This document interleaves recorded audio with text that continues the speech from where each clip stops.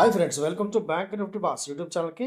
ఈరోజు మనం అనుకున్నట్టుగానే, ఎందుకంటే గ్లోబల్ క్యూస్ ఏదైతే చెప్పినాయో దాని ప్రకారమే మార్కెట్ మనం ఎక్స్పెక్ట్ చేసిన విధంగానే భీకరంగా అయితే ఓపెన్ అయింది.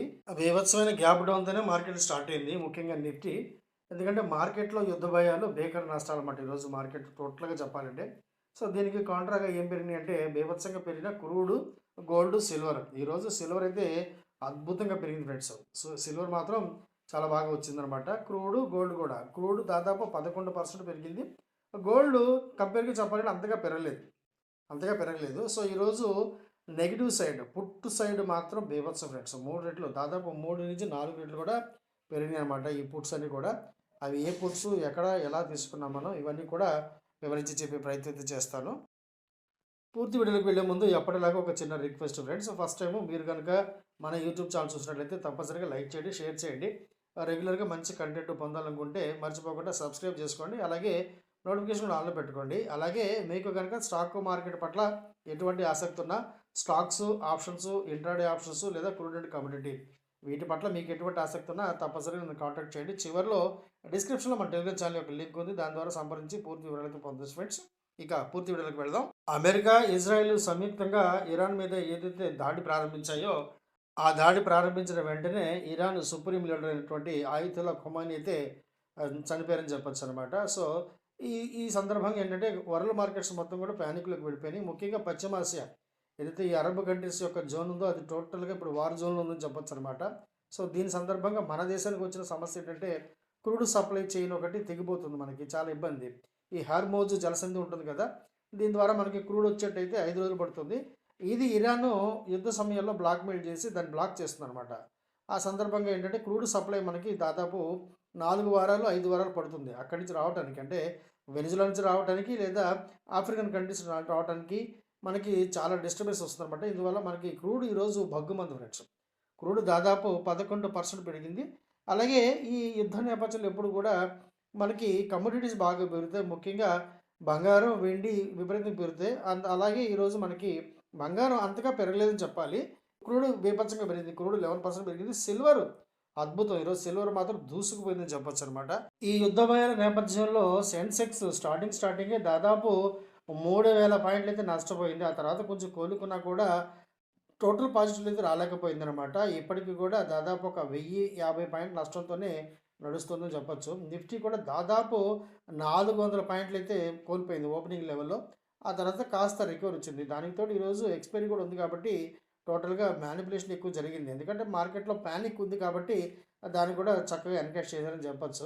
సో టోటల్‌గా చెప్పాలంటే ఈరోజు మార్కెట్‌లో యుద్ధ భయం తాలూకు యొక్క నష్టాలు విపరీతంగా ఉన్నాయి. ఇవి రేపటికి రేపు రికవరీ అయ్యే అవకాశం ఎంత మాత్రం లేదు. ఎందుకంటే యుద్ధం ఇంకా కంటిన్యూ అవుతూనే ఉంది. ఇప్పట్లో ముగిసే అవకాశం కూడా ఉండకపోవచ్చు. సో వెంటనే మార్కెట్‌లో రికవరీ రావడానికి కూడా ఛాన్స్ ఉండకపోవచ్చు. సో మార్కెట్‌లకి ఇప్పటికిప్పుడు బాటమ్ అనేది మనం ఫైండ్ ఔట్ చేయడం చాలా చాలా రిస్క్ అనమాట. అంటే ఇంతవరకు వెళ్తుంది, ఇక్కడి నుంచి రికవర్ అవుతుంది చెప్పి చెప్పడం కూడా చాలా కష్టం అవుతుంది. ఎందుకంటే మార్కెట్ టెక్నికల్‌గా కంటే కూడా గ్లోబల్ క్యూస్ ద్వారా మార్కెట్ విపరీతంగా ప్రభావితం అవుతుంది కాబట్టి మార్కెట్‌లో నష్టాలకి ఇప్పుడు అనంతం అని చెప్పొచ్చు. ఎక్కడి వరకు వెళ్తుందో, ఎక్కడ సెటిల్ అవుతుందో ఇప్పటికిప్పుడు మనం అయితే లెక్కవైతే వేయలేం. ఈరోజు సెన్సెక్స్ దాదాపు 3000 పాయింట్లు నష్టంతో ప్రారంభమైనా కూడా చివరికి కేవలం ఒక 1050 పాయింట్స్ నష్టంతోనే క్లోజ్ అయిందని చెప్పొచ్చు. రికవరీ బాగానే వచ్చింది కానీ ఇది ఎంతవరకు నిలుస్తుందో చెప్పడం కష్టం. చివరికి 80,238 ఆ ప్రాంతాల్లో క్లోజ్ అయింది.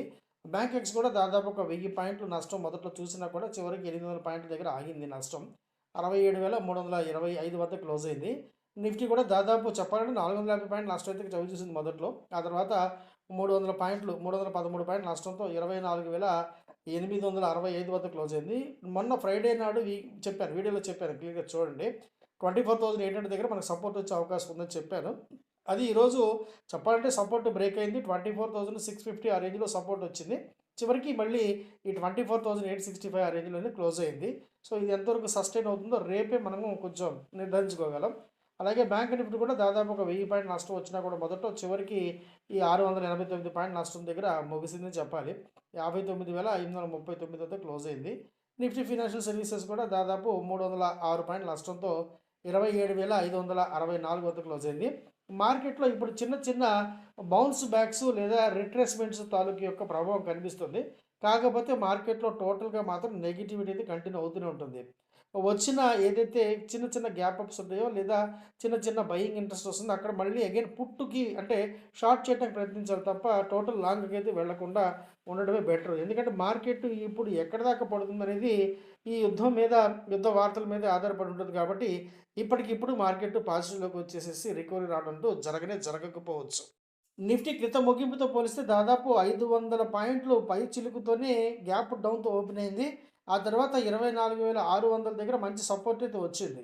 మంచి రికవరీ కూడా వచ్చింది. దాదాపు 24,989 అంటే దాదాపు 300, 350 పాయింట్లలో రికవరీ అయితే వచ్చింది. ఆ తర్వాత మళ్ళీ 100 పాయింట్లు అయితే కిందకి పడిపోయిందని చెప్పొచ్చు. ఈరోజు ఎక్స్‌పైరీ ఉంది కాబట్టి వాలటిలిటీ సివియర్‌గా ఉంది ఈరోజు. కాకపోతే మనం రోజు మొత్తం మీద మొదటి నుంచి కూడా మనం 25,000 పుట్‌లోనే ఉన్నాం.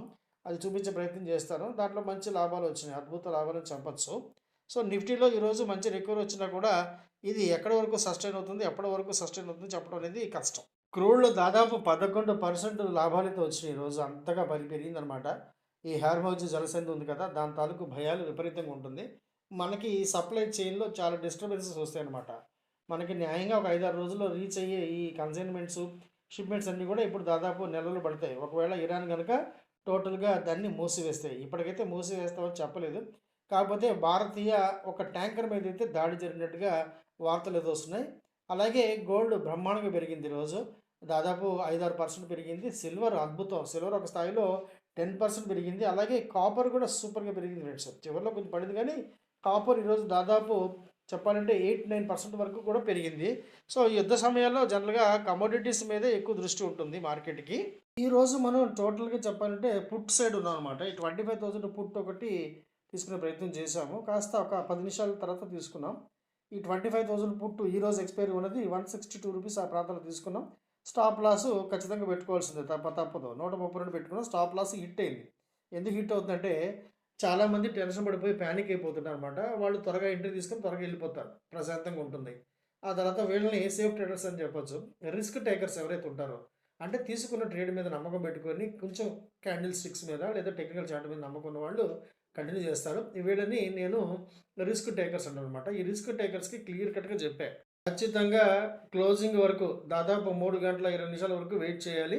100% రిస్క్ తీసుకొని వెయిట్ చేయమని చెప్పా. ఎన్ని లాట్లు తీసుకుంటారో, ఎంత ఇన్వెస్ట్ చేస్తారో మీ ఇల్లు మీ ఇష్టం.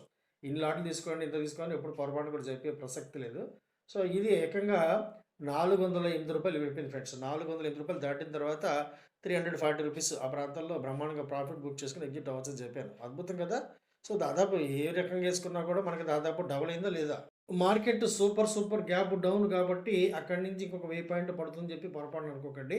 ఈరోజు నిఫ్టీ ఓపెనింగ్ లెవెల్ దగ్గర నుంచి దాదాపు 300 పాయింట్ రికవరీ వచ్చింది. సో, ఫస్ట్ మనం 24,700 కాల్ చేసాం. ఆ తర్వాత 24,800 కాలు, 24,800 పుట్టు 2 కలిపి చేసాం. ఆ తర్వాత 25,000 పుట్టు చేసాము, కాలు చేసాం. చివరికి 24,800 పుట్టులో సెటిల్ అయింది మార్కెట్. ఎందుకంటే అక్కడ మనకి ఓపెన్ ఇంట్రెస్ట్ అక్కడ ఉంది కాబట్టి ఆప్షన్ చైన్ ప్రకారం ఈ 24,800 పుట్టు చివరిలో బాగా వర్కౌట్ అయింది. సో, మార్కెట్‌లో 15 మినిట్స్ టైమ్ ఫ్రేమ్‌లో మీరు గనక విత్ క్యాండిల్స్ చార్టింగ్ ప్యాటర్న్ సపోర్ట్‌తో చేసుకోగలిగితే గనక అద్భుతమైన లాభాలు సంపాదించవచ్చు అని చెప్పడానికి మాత్రమే ఇలా మీకు చూపించే ప్రయత్నం చేశాను తప్ప, ప్రతిరోజు కూడా ఇంతే అద్భుతమైన లాభాలు వచ్చేస్తే ప్రతిరోజు కూడా 2-6 రెట్లు, 10 రెట్లు, 20 రెట్లు చేయొచ్చని చెప్పి నేను చెప్పట్లేదు. స్టాక్ మార్కెట్‌లో ఆప్షన్ ట్రేడింగ్ 100% రిస్క్. ఇది తెలిస్తేనే మీరు స్టాక్ మార్కెట్‌లో ట్రేడింగ్ చేయగలరు, చెయ్యాలి. అంతేగాని ప్రతిరోజు కూడా అద్భుత లాభాలు వచ్చేస్తాయి అని చెప్పి భ్రమపడి మాత్రం మార్కెట్‌లో మీరు దయచేసి రావద్దు. సో, ఇవి ఫ్రెండ్స్ ఈరోజు మార్కెట్‌లో జరిగిన విశేషాలు. అలాగే మనం చేసుకున్న ట్రేడింగ్స్ ఇవన్నీ కూడా నేను మీకు వివరించి చెప్పే ప్రయత్నం అయితే చేశాను. ఈ వీడియో మీకు నచ్చిందని చెప్పి భావిస్తున్నాను. నచ్చితే గనుక తప్పకుండా లైక్ చేయండి, షేర్ చేయండి. రెగ్యులర్‌గా మంచి కంటెంట్ పొందడం కోసం మర్చిపోకుండా సబ్స్క్రైబ్ చేసుకోండి.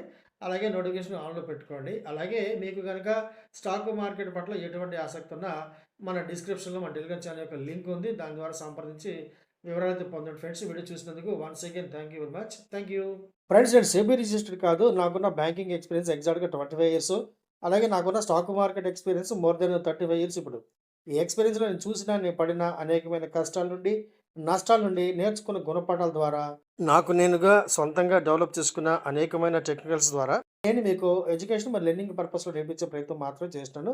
ఈ వీడియో కేవలం మీకు లెర్నింగ్ పర్పస్ మాత్రమే, ఎడ్యుకేషన్ పర్పస్ మాత్రమే.